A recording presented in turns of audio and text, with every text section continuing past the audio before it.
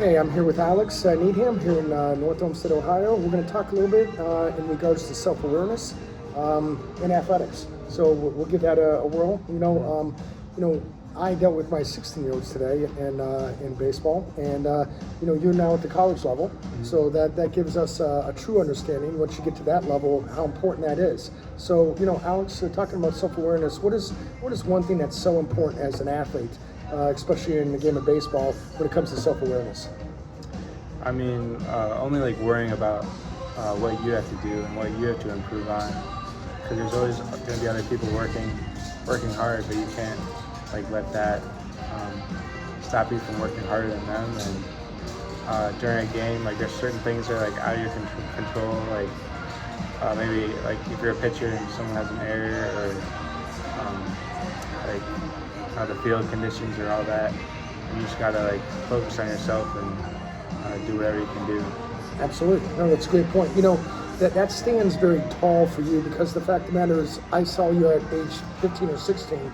We were playing down south, and there was a game that we had to work on some things, and a lot of the players, at that point of your career path, was worried about so many things, and you were that individual that just went to yourself, worked on ground balls on a 95-degree day, and went after it and said, something I need to work on. I don't care if we had an unsuccessful game or a good game. I'm going to work on it a little bit more, and he even had a game 2 hours later. So that stands a lot on what type of ball player you are, on your work ethic and your self-awareness and what you need to do for yourself. I think that's awesome, and that's a compliment to you, without a doubt. I had a situation today real quick to talk about self-awareness, and yesterday I think I talked about how we're going to talk about in many things here this week in regards to strength and forgiveness. The conversations that pitchers and catchers have all the time is giant when it comes to communication and understanding each other. And most catchers, from the pitching standpoint, most catchers, they have a personality, but they also have to understand the pitcher's personality and understand where they are. And it's a position of strength and leadership.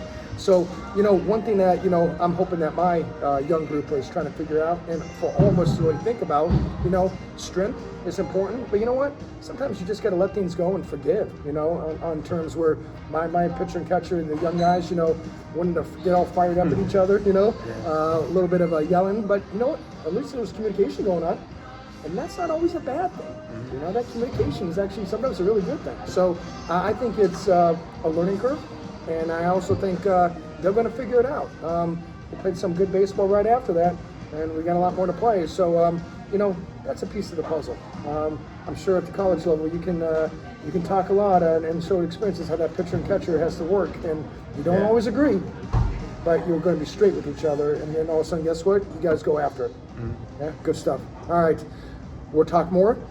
Remember, self-awareness is key, and it starts with strength. Knowing is believing.